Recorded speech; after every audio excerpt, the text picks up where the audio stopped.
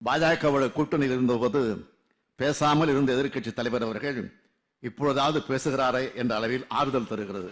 இந்த அரசு சொல்வதைத்தான் செய்யும், செய்வதைத்தான் சொல்லும் என்பதனை மாண்புமிகு பேரவைத் தலைவர் வாயிலாக எதிர்க்கட்சி தலைவருக்கு தெரிவித்துக் கொள்ள விரும்புகிறேன்.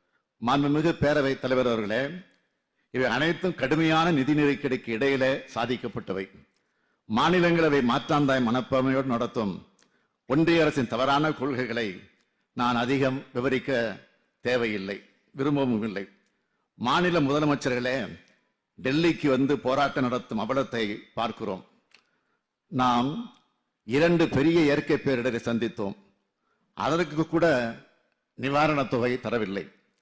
30/6/2022 முதல் ஜிஎஸ்டி இழப்பீட்டுத் தொகையை நிறுத்திவிட்டார்கள். இதனால் தமிழ்நாட்டுக்கு ஆண்டுக்கு 20,000 கோடி ரூபாய் இழப்பு. எதிர்க்கட்சிகள் ஆளும் மாநிலங்களுக்கு புதிய சிறப்பு திட்டங்களை தருவதில்லை. தமிழ்நாட்டுக்காக அறிவிக்கப்பட்ட ஒரே ஒரு எய்ம்ஸ் மருத்துவமனையின் சோக கதையை விவரிக்க வார்த்தைகளே இல்லை. மாண்புமிகு பேரவைத் தலைவர் அவர்களே, மாண்புமிகு எதிர்க்கட்சி தலைவர் அவர்கள் மெட்ரோ ரயில் பணிகள் தொடர்பாக ஒரு கேள்வியை எழுப்பியிருந்தார்.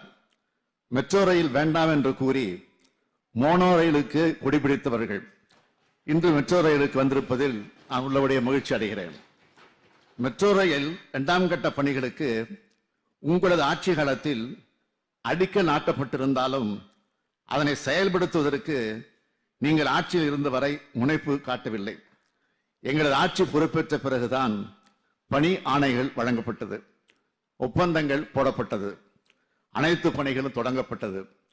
நான் முதலமைச்சராக பொறுப்பேற்றது முதல் பிரதமரை சந்திக்கும் போதெல்லாம் மெட்ரோ ரயில் பணிகளுக்கான நிதி தொடர்பான கோரிக்கைகளை வைக்கிறேன். 6 நாட்களுக்கு முன்பு கூட பிரதமருக்கு இது தொடர்பாக கடிதம் எழுதியிருக்கிறேன்.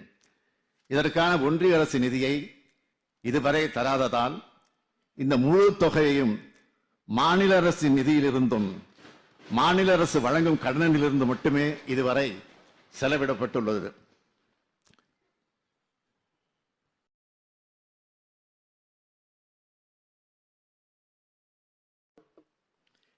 இதுநாள் வரையில் பாஜகவோட கூட்டணியில் இருந்தபோது பேசாமல் இருந்த எதிர்க்கட்சி தலைவர் அவர்கள் இப்பொழுதாவது பேசுகிறாரே என்ற அளவில் ஆறுதல் தருகிறது. இப்போது ஒன்றும் குறைந்து விடவில்லை. மாண்புமிகு எதிர்க்கட்சி தலைவர் அவர்கள் எங்களோடு இணைந்து ஒன்றிய அரசிடம் நிதி பெற குரல் கொடுக்க வேண்டும் என தங்கள் வாயிலாக நான் கேட்டுக்கொள்கிறேன். மாண்புமிகு பேரவைத் தலைவர் அவர்களே, அதேபோல் நேற்றைய தினம் எதிர்க்கட்சி தலைவர் அவர்கள் பேசும்போது உங்கள் தொகுதியில் முதலமைச்சர் திட்டத்தின் கீழ் அரசாணை வெளியிடப்பட்டதா, நிதி ஒதுக்கீடு செய்யப்பட்டதா என்ற விவரங்களை கேட்டிருக்கிறார்கள். சட்டமன்ற உறுப்பினர்கள் அவர்களது தொகுதியில் நீண்ட காலமாக நிறைவேற்றப்படாத 10 முக்கிய கோரிக்கைகளை அந்தந்த மாவட்ட ஆட்சித்தலைவரிடம் அனுப்பி வைக்குமாறு நான் கடந்த 22/8/2022 அன்று சட்டமன்ற உறுப்பினர்களுக்கு எழுதிய கடிதத்தில் கேட்டுக்கொண்டேன்.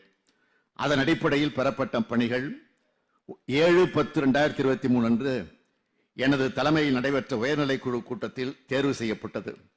நடப்பாண்டில் 234 சட்டமன்ற தொகுதிகளில் 797 பணிகள் 11,132 கோடி ரூபாய் மதிப்பீட்டில் செயல்படுத்த அனுமதி வழங்கப்பட்டு அதில் 582 பணிகளுக்கு உரிய அரசாணைகள் வெளியிடப்பட்டுள்ளது. அவற்றில் 63 பணிகள் நிறைவேற்றப்பட்டு உள்ளன.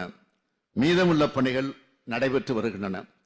மேலும் உள்ள பணிகளுக்கு உரிய ஆணைகள் வழங்க தொடர் நடவடிக்கை எடுக்கப்பட்டு வருகிறது.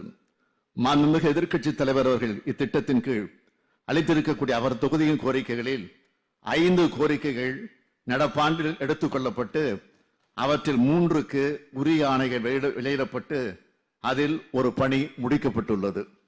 2 பணிகள் தற்போது நடைபெற்று வருகிறது. மீதமுள்ள 2 பணிகளுக்கு அரசாணை வழங்க நடவடிக்கை எடுக்கப்பட்டு வருகிறது.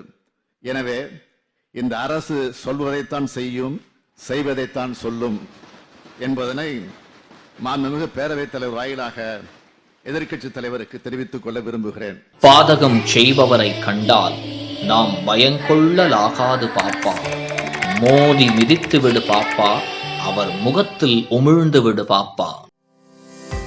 அண்மை செய்திகளை உடனுக்குடன் தெரிந்து கொள்ள இணைந்திருங்கள் இயம்நாடு தொலைக்காட்சியுடன்.